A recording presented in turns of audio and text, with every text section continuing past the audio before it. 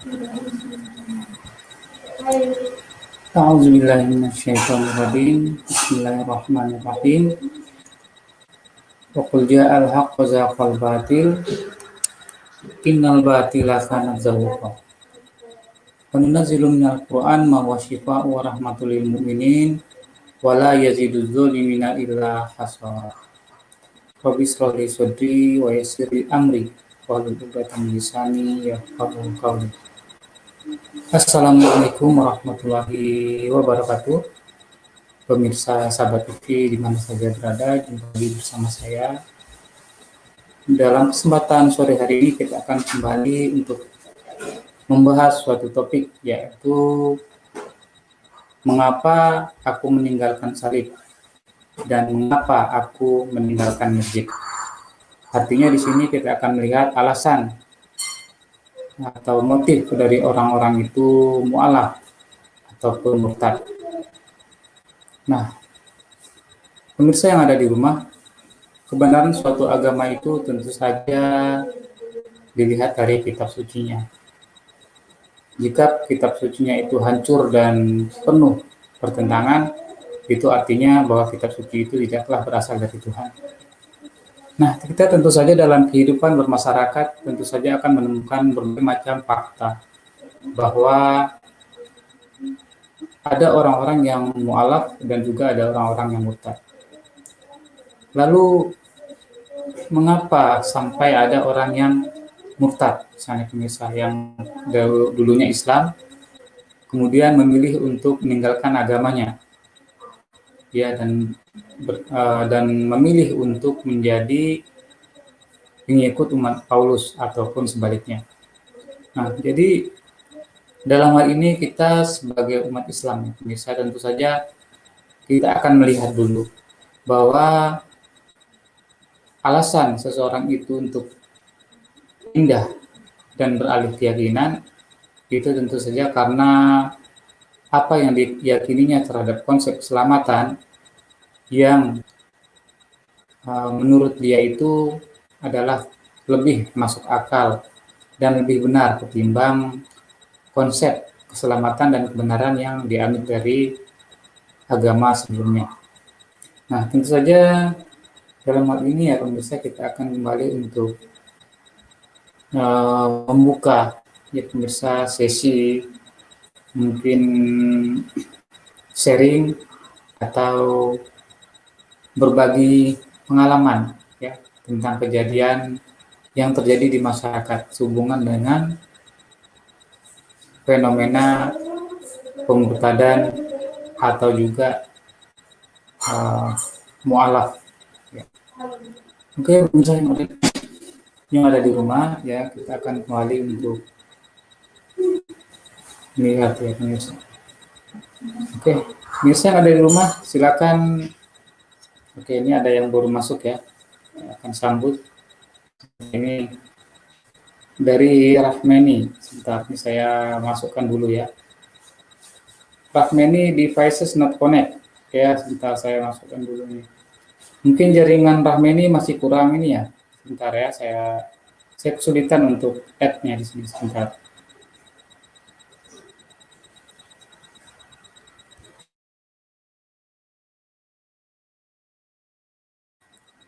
Sebentar ya, Rahmani, sebentar, ini saya tidak bisa add ya, sebentar. Ini masih terbaca devices not connect. Ya, ini apa yang kira-kira masalahnya? Mungkin Rahmani bisa ini lagi ya, refresh lagi jaringannya. Mungkin jaringannya di sana nggak bagus ya. Di sini sudah terbaca, cuman saya belum bisa naikkan ini. Tapi sebentar, nggak apa, ditahan dulu. Sebentar ya.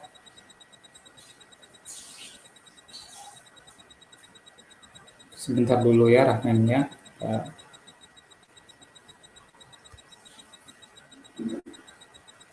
Oke Rahmani, silakan inilah ya, silakan masuk lagi ya. Tadi tidak bisa saya add ya, tidak bisa saya naikkan karena di link di monitor ini terbaca devices not connect. Jadi silakan masuk lagi, coba lagi ya. Oke. Dan bagi pemirsa yang ada di rumah yang mau masuk, silakan ya, kita sama-sama sharing di sini di sore hari ini. Pada pemirsa yang ada di rumah nih, ada satu yang masuk. Silakan dimasuk di link StreamYard, sudah saya masukkan di live chat ya. Silakan diklik dan kita akan ngobrol ya, bincang-bincang sore.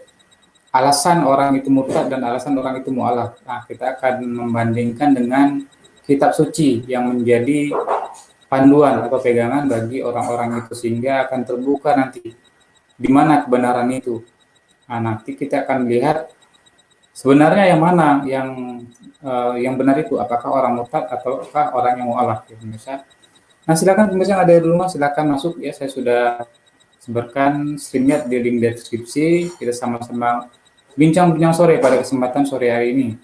Tadi ada yang masuk, tapi saya tidak bisa naikkan. Ya, tadi dari Rahmani, saudara Rahmani yang naik, saya tidak bisa naikkan karena device not connect. Dicoba lagi ya. Nah, silakan dicoba lagi ya bagi pemirsa. Di sini di live chat ada Dian Martiana. Assalamualaikum. Waalaikumsalam warahmatullahi wabarakatuh. Terima kasih Dian Martiana. Nah, bagi saudara-saudaraku yang mau naik ya di live chat, silakan klik ya di link deskripsi, kita bincang-bincang petang. Silakan juga yang mau masuk dan pakai avatar juga nggak masalah. Oke, pemirsa yang ada di rumah, sambil menunggu ada yang masuk, kita akan membahas sedikit tentang fenomena pemurtadan dan mu'alaf ya pemirsa. Mengapa aku tinggalkan masjid dan mengapa aku tinggalkan salib. Nah, kebenaran suatu agama itu tentu saja dilihat dari kitab sucinya pemirsa. Ketika kita beriman kepada Taurat dan Injil, seperti yang Al-Quran katakan di dalam surat ketiga ayat ketiga, nazzala 'alaikal kitab bil haqq musaddiqan lima baina yadayhi wa anzalat Taurat wal Injil. Artinya di situ bahwa Allah itu menurunkan Taurat dan Injil. Nah, kita lihat apakah yang diyakini Alkitab ini ya pemirsa, apakah Alkitab ini Taurat dan Injil? Nah, ini bukan Taurat dan Injil ya pemirsa, ini bukanlah Taurat dan Injil. Sekali lagi yang perlu dipahami, ini bukanlah Taurat dan Injil. Karena kebanyakan umat muslim yang murtad itu gagal paham di sini. Mereka mengatakan bahwa ini adalah Taurat dan Injil karena mendapat bisikan ya ataupun pencucian otak dari para misionaris ya, ketika di dalam banyak ayat Al-Qur'an menginformasikan ya bahwa Taurat dan Injil itu adalah kitab dari Tuhan, itu benar. Taurat dan Injil itu adalah kitab dari Tuhan, tetapi bukan Alkitab ini. Nah, itulah yang perlu digarisbawahi. Nah, saya sapa lagi pemirsa, silakan pemirsa yang ada di rumah masuk ya di live chat, sudah saya sebarkan link deskripsinya. Nah, jadi pemirsa yang ada di rumah, nah, ketika kita melihat di dalam Injil Matius pasal 9 ayat 35, di sana dikatakan bahwa Yesus itu mengajarkan Injil. Yesus mengajarkan Injil berkeliling dari satu desa ke desa lain. Nah, di dalam pikiran kita tentu saja kita akan berpikir, Injil apa yang saat itu diajarkan oleh Yesus? Apakah Yesus membawa Injil Matius, Markus, Lukas, dan Yohanes? Tentu saja tidak. Nah, dengan demikian Injil itulah yang kita imani ketika Al-Quran mengatakan kita beriman kepada Taurat dan Injil. Injil itulah yang diimani oleh kita sebagai muslim. Nah, kemudian kita lihat lagi ya bahwa selain salah satu tadi yaitu gagal pahamnya umat muslim itu yang murtad karena mengatakan bahwa ini adalah Taurat dan Injil padahal bukan. Selain itu banyak hal lagi yang menjadikan mereka itu murtad. Salah satunya yang lain lagi yaitu tentu saja karena konsep keselamatan. Ketika mereka selalu mengait-ngaitkan bahwa di dalam Islam itu tidak ada keselamatan, ya, mereka bergantung pada konsep keselamatan yang selama ini diciptakan oleh Paulus.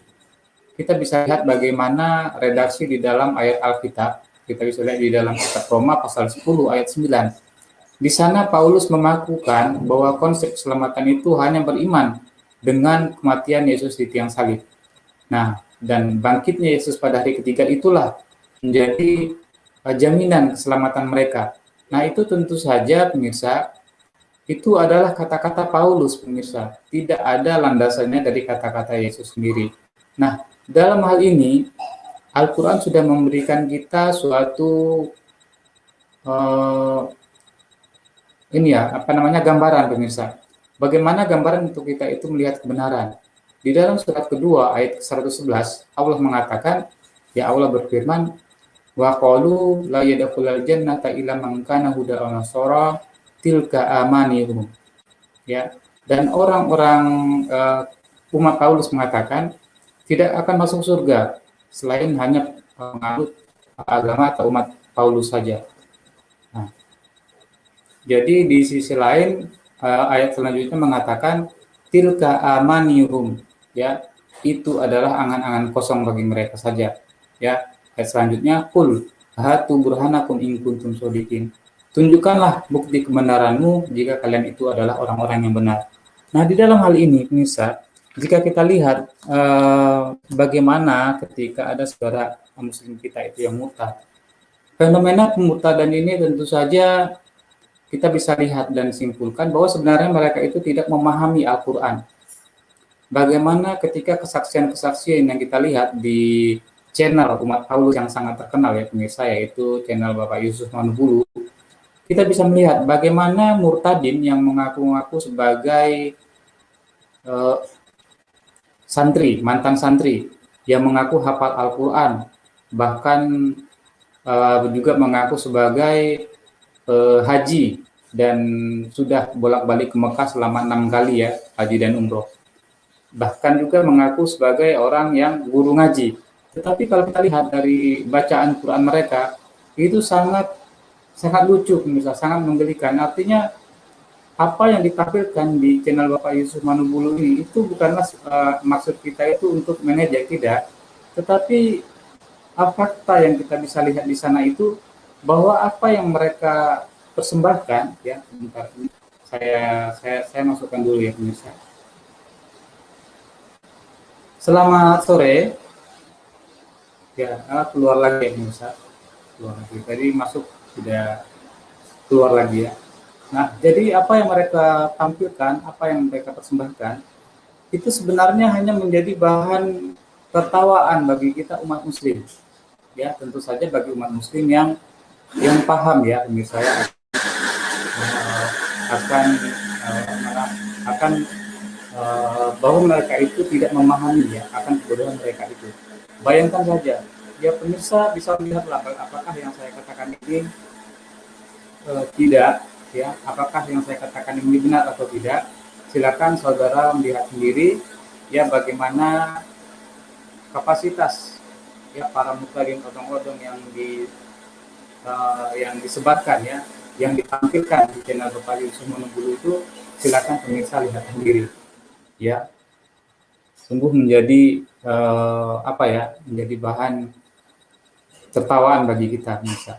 Jadi bagi orang-orang yang mempergunakan akal, artinya apa yang mereka persembahkan itu adalah suatu tipuan belaka. Ketika Al-Quran mengatakan tunjukkanlah bukti kebenaranmu jika kalian itu adalah orang-orang yang benar, sama sekali mereka itu tidak mampu untuk menunjukkan bukti bahwa mereka itu benar.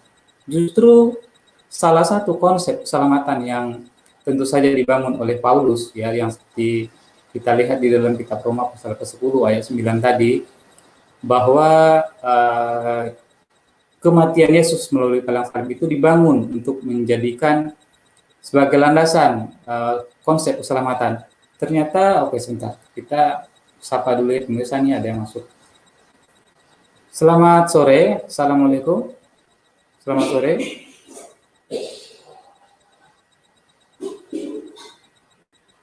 Halo, selamat sore. Assalamualaikum.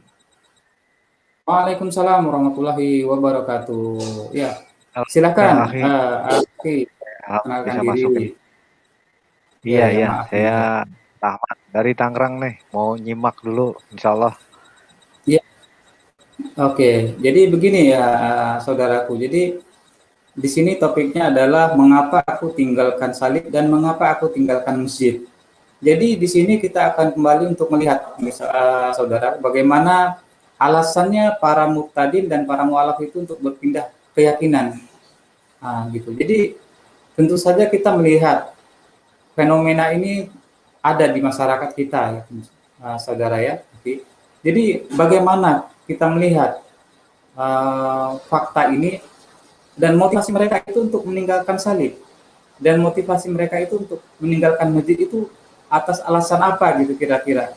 Misalnya saja ketika kita dari Muslim ya, ketika kita dari Islam itu mengambil keputusan untuk murtad, meninggalkan agama Islam. Nah itu atas alasan apa, atas dasar apa gitu. Padahal kalau kita lihat di dalam Al-Quran ini, ya khususnya di dalam surat ketiga ayat ke-85 dan seterusnya itu kita diberikan suatu gambaran ya bahwa barang siapa yang meninggalkan yang mengambil agama selain daripada Islam maka dia di akhirat termasuk orang-orang yang rugi. Nah, bagaimana Aki ketika kita melihat orang yang mengambil jalan untuk mengambil keputusan untuk menjadi murtad, itu kira-kira apa itu faktor yang menjadikan mereka itu mutlak? Apakah dia tidak memahami surat Al-Quran yang sudah dibacakan tadi? Ya, akhirnya kita sapa lagi ya. Ini ada Komsi. Assalamualaikum warahmatullahi wabarakatuh.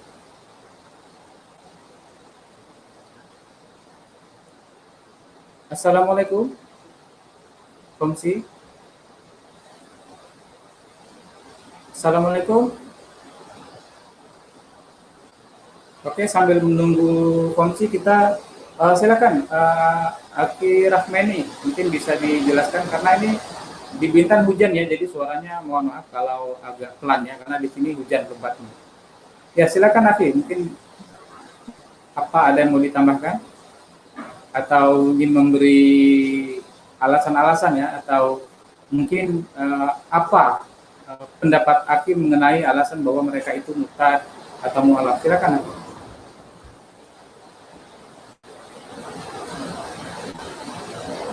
Ya, assalamualaikum warahmatullahi wabarakatuh. Salam kenal. Waalaikumsalam. Ya, salam kenal. Ya. Oh, di sana hujan ya? Iya, hujan lebat ini. Iya, jam berapa di sana? Di Bintan jam berapa nih? Kenapa? Iya, iya. Halo, kedengeran jelas nggak? Jelas di sini, di sana jelas suara saya ya. Jelas, jelas. Suaranya jelas. Di sini jelas. Saya di Tangerang, Banten nih. Oh, saya di Bintan, Kepulauan Riau. Iya, iya. Jam berapa di sana? Di sini jam 5:18. Oh iya, sama ya. Indonesia bagian barat. Ya, saya pikir gini, kalau saya melihat gini, mungkin ini kan soal keimanan ya gitu ya. Kalau soal keimanan memang sesuatu hal yang mendasar, di mana manusia itu kan sejak lahir memang seperti yang Allah katakan, fitrat Allah allati fataranasa 'alaiha. Jadi tiap manusia itu lahir dia sudah mempunyai benih-benih keimanan. Artinya ada nilai-nilai ilahiyah di dalamnya. Nah, bagaimana ketika manusia itu beranjak dewasa, ya kan? Dimana begitu dewasa, seseorang itu berhadapan atau dihadapkan dengan satu kenyataan, ya. Dimana fungsi daripada akal manusia itu adalah bagaimana mereka bisa menanggapi satu informasi, gitu kan. Nah, fungsi penanggapan itulah yang akhirnya berproses menjadi hal yang diyakini. Nah, inilah berbalik kepada masalah sistem kepercayaan. Ketika seseorang itu memang tumbuh besar di lingkungan ya Muslim atau non Muslim, itu kan yang menjadi bentukan pandangan mereka sehingga mereka menjadi meyakini kan apa yang mereka serap informasi tersebut. Nah, oleh karena itu seiring dengan tumbuh kembangnya manusia, artinya beranjak dari anak-anak kemudian remaja kemudian dia mencapai dewasa, tentunya berbagai hal yang dihadapi, misalkan dari faktor lingkungan dan karena itu pun menjadi peran yang mempengaruhi bagaimana manusia itu bersikap, Nah, ketika itulah gitu kan seiring dengan yang tadi saya katakan bahwa faktor keimanan yang memang terus dijaga, ya insya Allah sih mungkin bisa terus tumbuh gitu. Karena keimanan juga kan turun naik gitu ya, namun juga harus diasah terus. Nah, kalau kita lihat memang kehendak setiap manusia itu pasti ke arah yang lebih baik, ke arah yang betul-betul ideal. Tapi bagaimanapun juga kita ada peran yang maha kuasa ketika kehendak kita itu seiring dengan apa yang Allah kehendaki, ya insya Allah itu menjadi satu hidayah. Gitu. Ya sementara itu mungkin kita bisa nanti lebih lanjut lagi obrolan Baik, kita. baik. Sementara itu dulu mungkin Ahi, terima kasih. Baik, baik, terima kasih. Terima kasih atas pendapatnya, pemaparannya. Jadi cukup benar juga tadi apa yang sampaikan itu ya, luar biasa. Nah, dalam hal ini saya ingin sampaikan juga ya, bahwa kebenaran ya dan keyakinan itu berbeda. Sebentar ya, saya naikkan dulu ya, ini ada yang mau masuk. Ya. Assalamualaikum. Oh enggak. Oke, saya sambung lagi ya. Baik. Dalam hal ini kita akan melihat dulu bahwa sebenarnya kebenaran dan keyakinan atau kepercayaan itu tidak selalu bersama. Ada kalanya dia seperti minyak dan air, itu tidak bisa menyatu. Karena begini, kita terkadang ada orang yang mempercayai 1+1+1 itu sama dengan 1. Tetapi yang benar kan 1+1+1 itu sama dengan 3. Nah, jadi ada yang mempercayai sesuatu, tetapi sesuatu itu belum tentu benar. Nah, kita lihat bagaimana misalnya dalam hal ini ya, ini kan tentu saja terkait dengan sisi sejarah. Karena sejarah itu kan tentu saja menggambarkan apa yang benar-benar terjadi, walaupun sejarah itu tidak artinya tidak artinya sejarah itu kan menceritakan tentang kejadian di masa lampau yang tentu saja ingin disampaikan bahwa peristiwa itu benar-benar terjadi.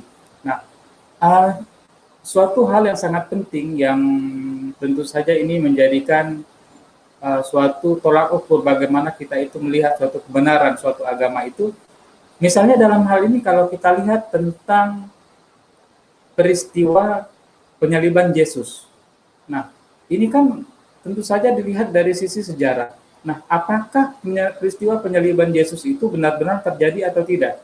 Nah, dalam hal ini tentu saja ketika kita berhadapan dengan umat Paulus, kita dihadapkan pada pertentangan yang sangat tajam, yaitu di mana Islam mengatakan bahwa Yesus itu tidak mati di tiang salib, tetapi umat Paulus mengatakan bahwa Yesus itu mati di tiang salib. Nah, ini kan suatu hal yang berbeda. Nah, tentu saja dalam hal ini yang maha mengetahui itu kan Tuhan tentang peristiwa yang terjadi 2000 tahun sebelum ini dan 600 tahun sebelum Nabi Muhammad itu.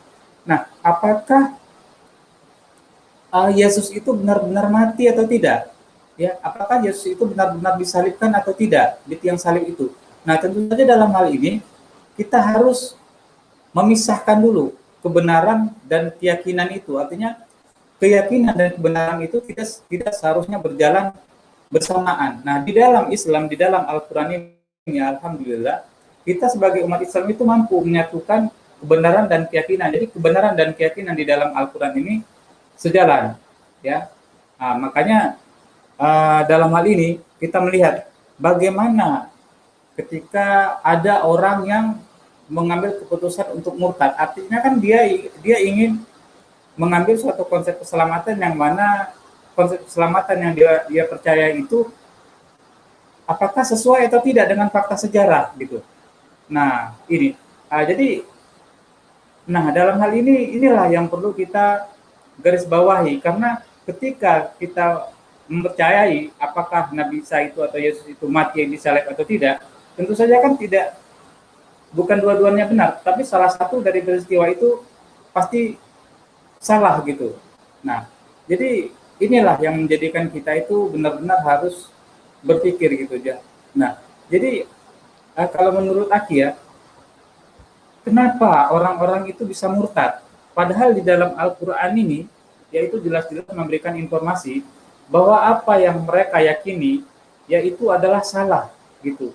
Itu adalah keliru, ya. bahkan kalau kita lihat dari referensi sendiri yang setelah nanti Aki memberikan pendapat ya, itu sebenarnya apa yang mereka yakini tentang konsep keselamatan itu adalah fatal, itu adalah keliru. Nah, jadi menurut Aki seperti apa gitu? Seperti apa karakter dari para murtadin ini? Mengapa mereka itu bisa murtad? Apakah mereka itu tidak melihat Al-Quran dulu gitu sebelum mengambil keputusan untuk murtad gitu? Ya silakan.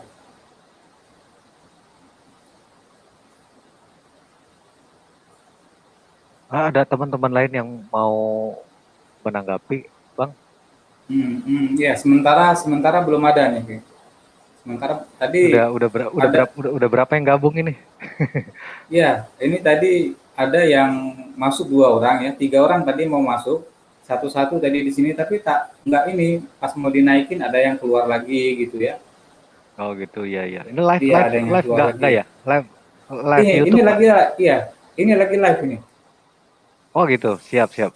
Iya, lagi live. Nah, lagi live ini. Jadi kalau oke lah, kalau mungkin Aki belum bisa memberikan informasi atau pendapat, mungkin kita akan kembali untuk melihat ya, misal Aki bagaimana sebenarnya dari informasi yang disampaikan oleh Al-Quran sendiri, yaitu sebenarnya didukung juga ya oleh para pakar, ya oleh para pakar bahwa sebenarnya tentang konsep keselamatan, yaitu yang dibangun atas dasar kematian Yesus di tiang salib melalui palang salib, itu sebenarnya adalah keliru. Ya, karena sebenarnya Nabi Isa alaihissalam itu tidak disalibkan. Nah, jadi dalam hal ini inilah yang kalau menurut saya ya, ini menurut saya ini sesuatu yang sangat fatal gitu. Makanya kita sebagai umat Islam itu harus benar-benar memahami Al-Quran ini ya, memahami Al-Quran ini, membaca Al-Quran ini, karena jika kita memahami Al-Quran ya, memahami Al-Quran maka sebenarnya mustahil kita itu untuk meninggalkan agama Islam, karena kan itu sama saja bunuh diri ya. Nggak ada orang yang berakal sehat itu ya, nggak ada orang yang berakal sehat yang meninggalkan Islam, mengorbankan kehidupan yang kekal nanti di akhirat itu hanya karena beriman dengan keselamatan yang keliru gitu, menjual dunia ya, mengorbankan akhirat gitu. Nah itu yang kita itu sayangkan gitu. Jadi inilah, jadi bagaimana ya kalau kita lihat ya fenomena pemurtadan ini, bahkan ada juga orang-orang itu yang bisa murtad gitu ya. Ya itulah yang membuat kita itu berpikir ulang gitu untuk mengambil keputusan murtad. Ya, ini ada yang naik lagi ya, sebentar ya. Ya, ada. Assalamualaikum dah. Waalaikumsalam. Nah, Ya. dengar.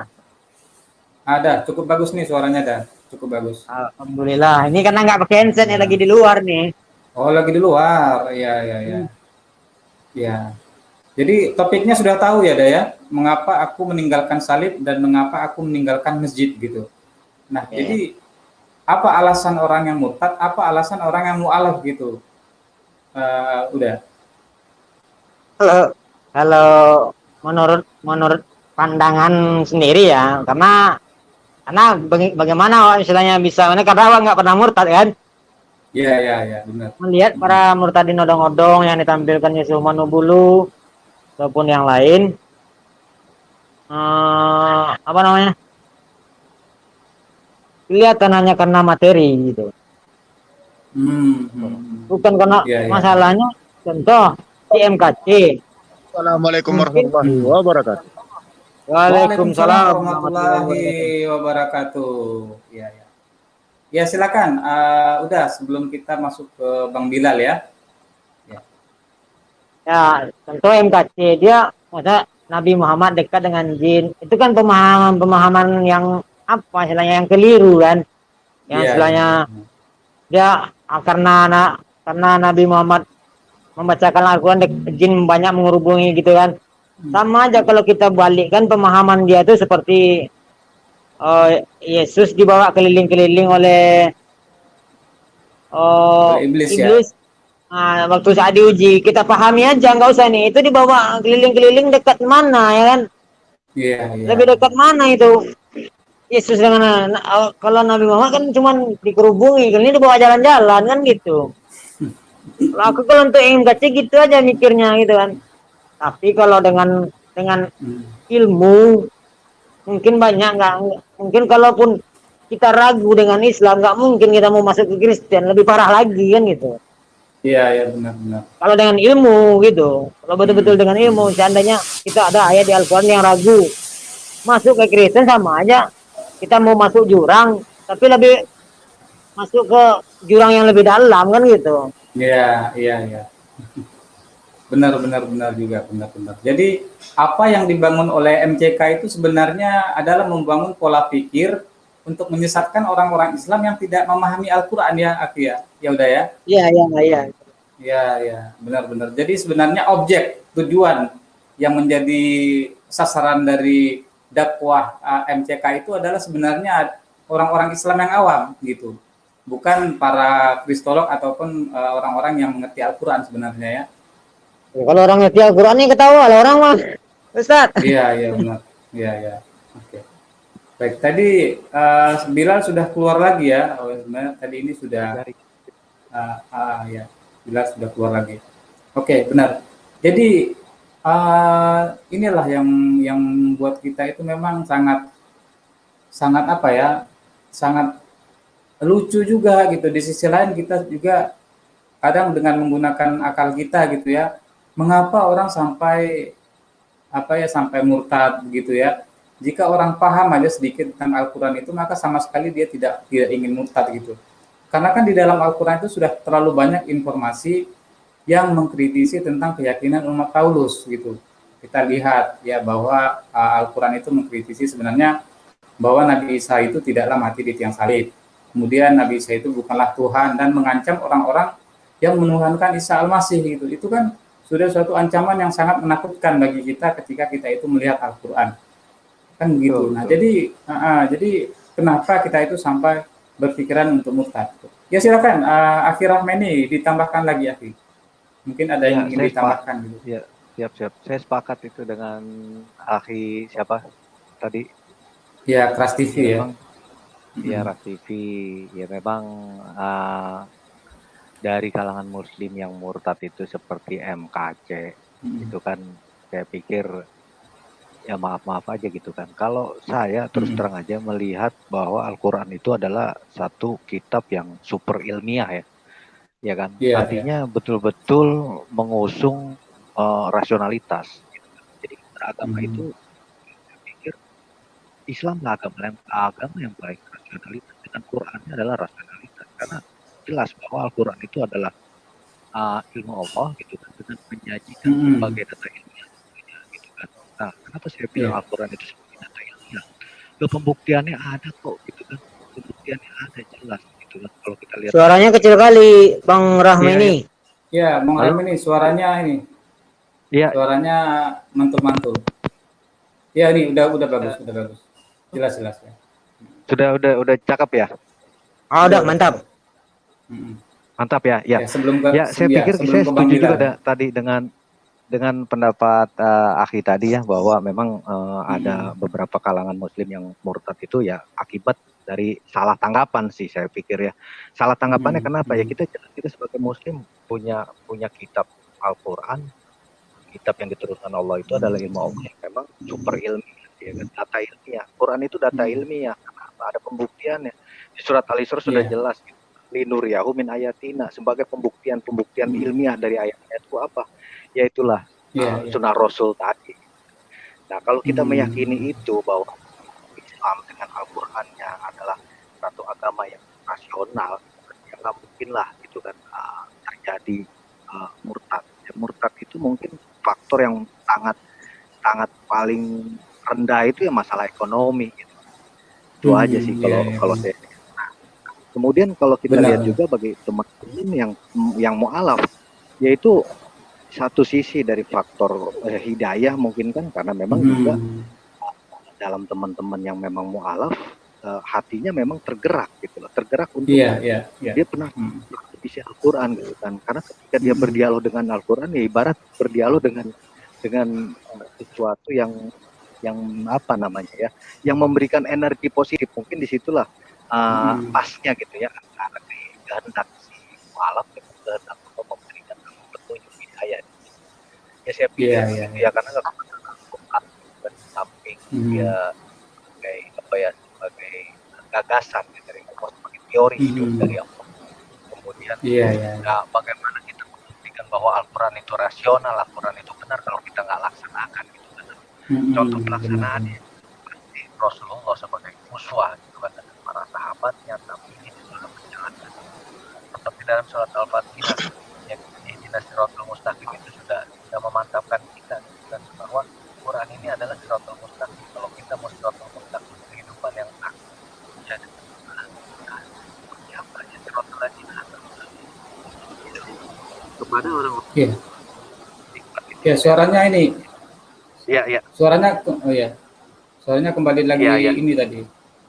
Agak jelek ya? Iya, tadi agak jelek, tapi sekarang bagus, udah malah bagus sekarang. Iya. Ya mungkin jauh dari wifi. Ya mungkin gitu kali ya. Oke. Baik, terima kasih. Saya mungkin ya, insya Allah. Baik, terima kasih. Jadi saya simpulkan bahwa memang Waalaikumsalam. Jadi saya simpulkan dari akhir Rahmani tadi sampaikan, memang selain faktor hidayah dari Tuhan itu, memang ada faktor lain, yaitu usaha mereka itu memang untuk benar-benar mencari kebenaran ya. Jadi itu yang bisa saya sampaikan dari apa yang disampaikan pemaparan dari akhir Rahmani tadi. Baik, kita sampaikan ke ini lagi ya. Sebelum ke Aki Bilal, ini saya masukkan lagi ya. Ada yang mau masuk ini. Sebelum ke Aki Bilal ya, sebentar saya naikkan dulu. Assalamualaikum. Selamat sore.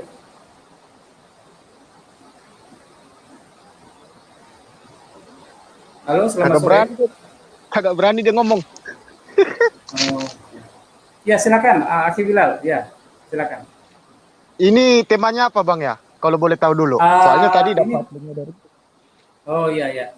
Ini temanya begini. Kita melihat dari tema itu yang saya ajukan tadi itu, yang saya sampaikan itu, mengapa aku meninggalkan salib dan mengapa aku meninggalkan masjid. Jadi di sini alasannya adalah mengapa ada orang yang murtad dan mengapa ada orang yang mu'alaf. Jadi kita mau compare alasan orang yang murtad itu apa, alasan orang yang mu'alaf itu apa, sehingga kita akan mencari mendapatkan suatu titik temu bahwa nanti akan ada suatu gambaran. Kebenaran itu akan tampak nanti. Iya, kebenaran itu akan tampak. Siapa yang sebenarnya mengambil keputusan yang benar dan siapa yang mengambil keputusan yang salah, itu nanti akan tampak betul. Ya, silakan. Jadi topiknya mengapa aku tinggalkan masjid dan mengapa aku tinggalkan salib. Ya, silakan. Oke, gitu ya. Kalau menurut saya ya mualaf lah, Aki ya. Karena apa? Kita sudah banyak lihat ya. Mualaf itu banyak dari profesor, orang-orang yang pintar. Kita lihat yang jadi murtad. Banyak dari, maaf dulu ya, dari gembel-gembel yang kekurangan. Cuma ingin memperbaiki hidup dari kekristenan sendiri. Seperti Muhammad KC dari penipu. Tapi yang sayangnya, saudara kita Kristen ini ya, mereka itu langsung mengimani kata-kata Muhammad KC. Padahal jelas-jelas Muhammad KC itu mengaku sendiri ya, dia itu awalnya penipu. Apa enggak mereka pikir kalau mereka itu sedang ditipu Muhammad KC gitu kan? Iya. Dari situ. Sedangkan yang mu'alaf, kita lihat tuh, yang dari kita mu'alaf banyak, yang ada ilmuwan-ilmuwan semua kan? Iya, betul. Kalau menurut saya itu ya mualaf lah. Karena apa? Jalan satu-satunya menuju Allah itu kan Islam itu sendiri. Karena di situ semua kita yakini. Dari hukum Taurat apa semua kan di situ. Sedangkan Kristen kitabnya sendiri dari Taurat. Kalau nggak ada Taurat kan nggak boleh berdiri kitabnya sendiri. Gitu loh. Iya, betul. Itu dulu dari saya. Baik Aki. Jadi ini saya tambahkan juga ya Aki ya, yang seperti yang tadi Aki Bilal sampaikan, bahwa apa yang mereka yakini sebagai Taurat dan Injil di dalam Alkitab ini bukanlah Taurat dan Injil. Di sini ada 73 kitab. Ini Alkitab milik umat Katolik. Padahal aslinya milik umat Protestan itu hanya 66 kitab saja. Nah, jadi ada 7 tambahan kitab yang dibuang. Ya, di sini tidak terdapat. Nah, di tangan saya ini ada Alkitab Revised Standard Version. Ya, ini terdiri dari 66 kitab. Sama halnya dengan kitab King James, saya juga punya. Itu 66 kitab. Padahal di sini 73 kitab ini di Perjanjian Lama dibuang, ada tambahan 7 kitab. Jadi sebenarnya ini bukanlah Taurat dan Injil. Nah, kita ingin memberikan suatu informasi kepada saudara muslim kita agar jangan sampai mereka itu salah dalam memahami Taurat dan Injil. Ketika kita di dalam Al-Qur'an itu menginformasikan bahwa kita beriman pada kitab-kitab sebelumnya Taurat dan Injil, ya, tetapi bukan Alkitab ini. Ini bukanlah Taurat dan Injil. Ya. Ini sudah mengalami perubahan-perubahan seperti informasi di dalam Al-Qur'an surat kedua ayat ke-79 nanti. Baik, kita sapa lagi ya. Ini ada yang tadi yang Ayuni Magdalena, silakan. Ayuni Magdalena ingin sampaikan sesuatu sehubungan dengan topik ini, silakan.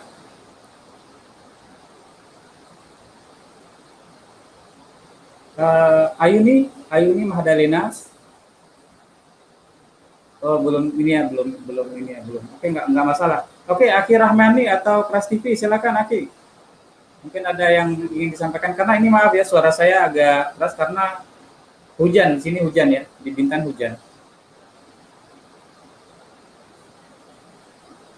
Ya, Ya, ya.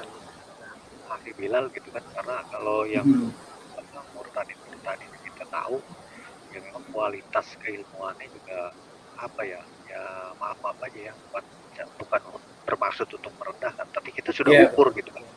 Contohnya kayak MKC ketika di forum-forum debat selalu menggunakan ayat-ayat Quran yang dia sendiri sebenarnya nggak tahu apa yang dia sampaikan gitu. Betul. Ini juga percuma buat apa? Nah, ini kan untuk menerkam apa? Untuk menerkam orang-orang Islam yang awam, ya kan? Dengan terjemahan letterlek gitu kan, yang diputar balik ya. Maksudnya juga satu abuse of text lah kalau saya bilang gitu. Karena umat-umat pertahanan itu ketika dia memberikan satu berbagai pemaparan, lebih banyak ke abuse of text gitu kan. Jadi betul-betul dia memperkosa ayat Al-Quran ini kan justru yang bahaya gitu kan. Ya seharusnya kalau udah murtad ya kita aja gitu. Kalau menurut saya kalau Anda sudah murtad keluar dari Islam ya belajar. Suaranya jauh. Iya, suaranya jauh, Aki. Iya, ini udah jelas belum? Nah, ini udah jelas. Udah jelas ya. Ya, kalau menurut saya ketika seseorang sudah murtad ke MKC, ya ente belajar aja udah agama Dan saya tambahin dulu penelpon CMCK yang untuk saudara kita Kristen. Ya. Silakan Aki Bilal ya.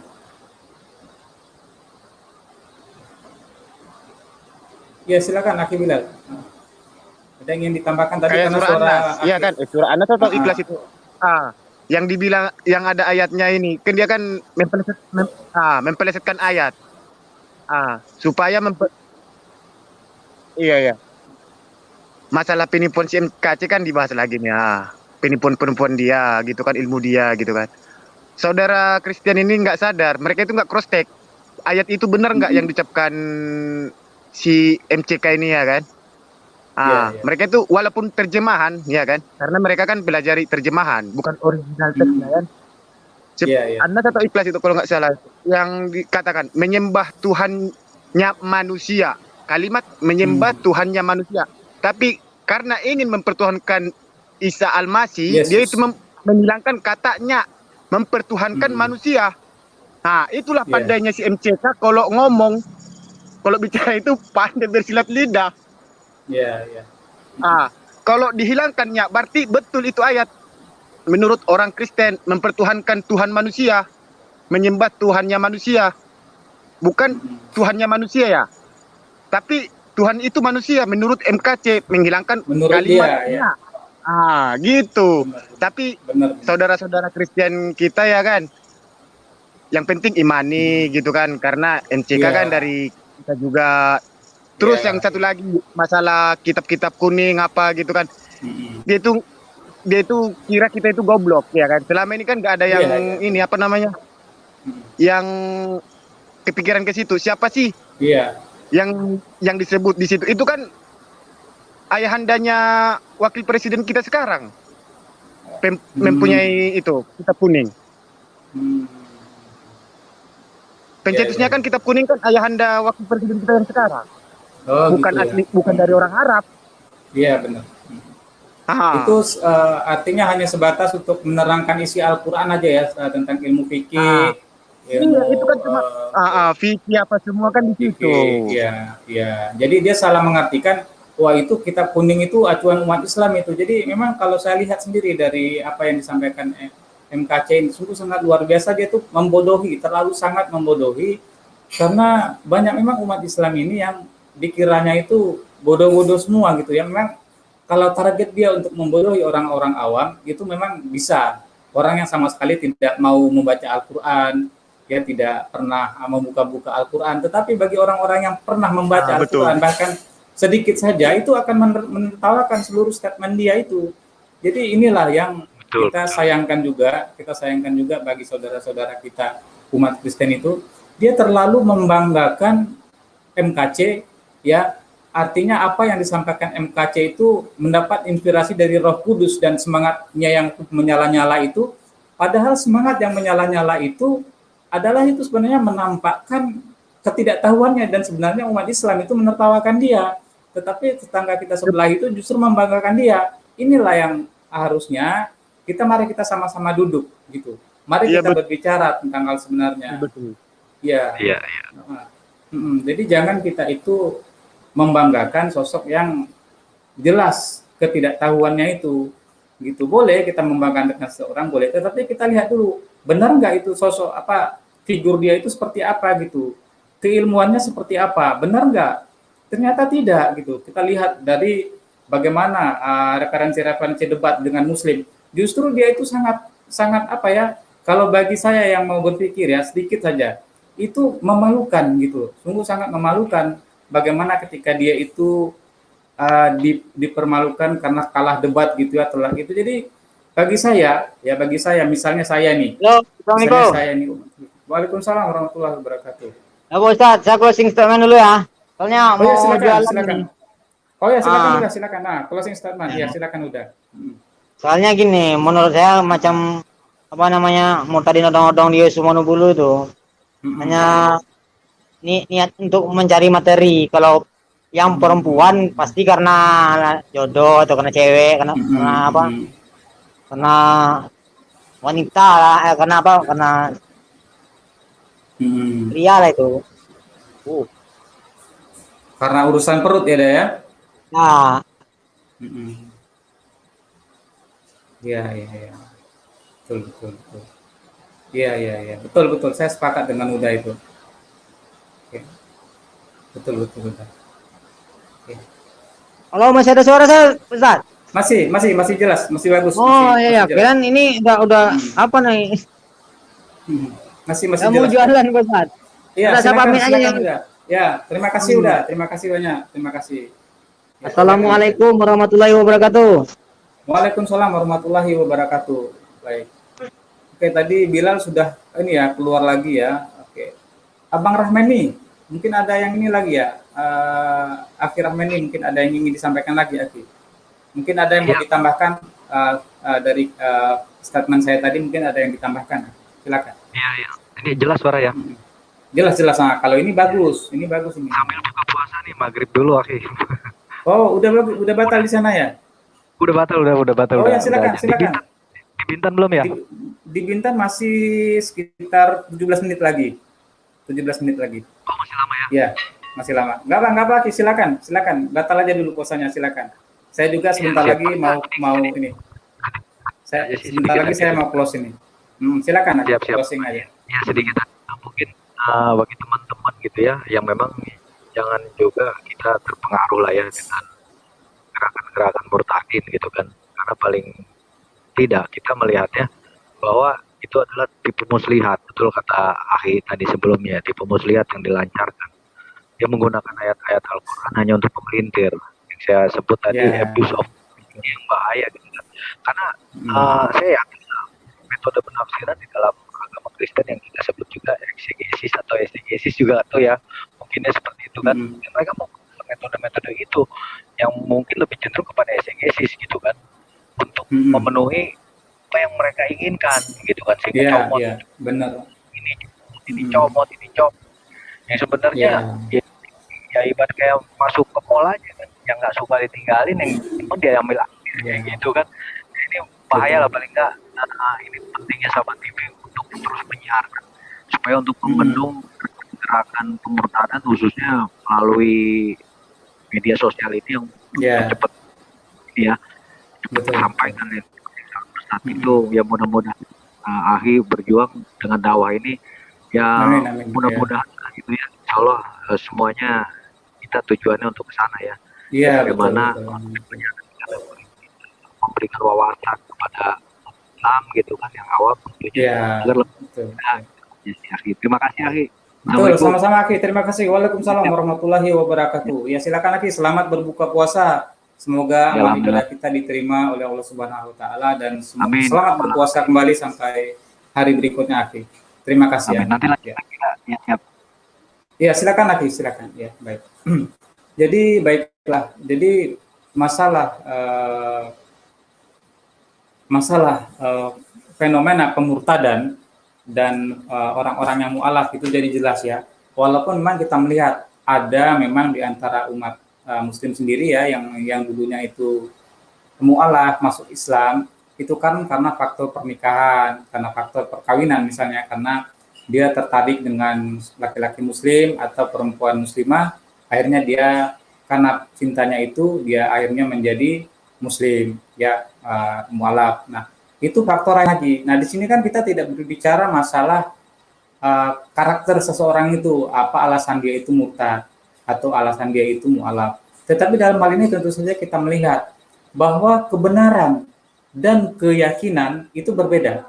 Ya, ini yang harus kita memberikan gambaran kepada saudara kita. Tidak saja umat Islam, tetapi juga umat Paulus, bahwa kebenaran dan kepercayaan itu sesuatu hal yang berbeda. Nah, alhamdulillah di dalam Al-Quran ini, kami umat Islam itu selain percaya dengan Al-Quran ini, ya, selain beriman dengan Al-Quran ini Al-Quran ini sudah terbukti kebenarannya, ya. Itu 80% Al-Quran ini sudah terbukti kebenarannya, sedangkan 20% lagi itu masih ambigu. Artinya belum terbukti kebenarannya, tetapi juga tidak terbukti kesalahannya. Jadi logika saya mengatakan, jika yang 80% Al-Quran ini adalah benar, tentu saja yang 20% itu juga adalah benar. Ya, kenapa belum kita temukan? Ya karena terbatas faktor saintifik, kemudian teknologi, ilmu informasi kita belum sampai ke sana. Ya, misalnya saja tentang kehidupan setelah kematian. Bagaimana alam akhirat ketika digambarkan oleh Al-Quran itu, ketika nanti langit itu digulung, seperti digulungnya kertas, kemudian bagaimana nanti bumi itu dihancurkan sehancur-hancurnya, dan bagaimana nanti ketika ruh-ruh itu dipertemukan dengan tubuh, itu sudah dijelaskan oleh Al-Quran ini. Tetapi kan sama sekali informasi itu kita belum bisa buktikan kebenarannya, karena terbatasnya ilmu pengetahuan ya, dan teknologi. Nah, tetapi dalam hal ini suatu hal, misalnya yang saya ingin sampaikan tentang suatu yang sangat penting sekali bagi konsep keselamatan. Nah, inilah yang disebutkan oleh Al-Quran di dalam surat kedua ayat 111 tadi, bahwa umat Paulus itu mengatakan, tidak akan masuk surga melainkan penganut agama Paulus saja. Al-Quran mengatakan itu adalah angan-angan kosong, mimpi-mimpi kosong bagi mereka. Al-Quran Allah mengatakan di ayat selanjutnya itu ya, tunjukkanlah bukti kebenaran kalian jika kalian itu adalah orang-orang yang benar. Sayangnya itu ya, sayangnya ini yang saya sayangkan, sama sekali mereka itu tidak mampu menunjukkan bukti kebenaran yang mereka imani. Ya, konsep keselamatan itu yang mereka imani, mereka sama sekali tidak mampu menunjukkan buktinya. Nah, justru ketika Islam, Al-Qur'an mengatakan ya bahwa apa yang mereka imani itu keliru, ya, bahwa konsep keselamatan yang mereka bangun dengan kematian Yesus di palang salib, ternyata ya itu sebenarnya Nabi Isa alaihissalam itu tidaklah mati di tiang salib. Nah, ini buku yang ditulis oleh dua orang pakar arkeolog. Ya, ini hanya satu referensi. Masih banyak lagi referensi saya yang jika pemirsa ingin referensi-referensi tentang bukti-bukti kebenaran Islam dan Al-Quran, silakan nomor saya sudah saya lampirkan di kolom deskripsi. Silakan WA saya jika ingin referensi mengenai kebenaran bukti kebenaran Islam dan Al-Quran. Saya bisa sampaikan dan kirimkan bukti-buktinya lewat WhatsApp. Ya, silakan nanti pemirsa yang ada di rumah silakan WA saya akan kirimkan. Ya, kirimkan lewat tentu saja bukunya bisa di download ya lewat PDF ya, format PDF. Nah, jadi informasi-informasi yang disampaikan oleh Al-Quran khususnya tentang Yesus Al-Quran versus Yesus Alkitab ya, ternyata Yesus Al-Quran ya, Yesus sejarah itu lebih cocok dengan Al-Quran ya. Yesus sejarah itu lebih cocok dengan Al-Quran daripada Yesus sejarah dengan Alkitab ya. Justru Al-Quran ini lebih dekat dengan Yesus sejarah daripada Yesus Alkitab. Nah, jadi itu sekali lagi memberikan informasi kepada kita ya. Ini baru halaman pertama ya pemirsa.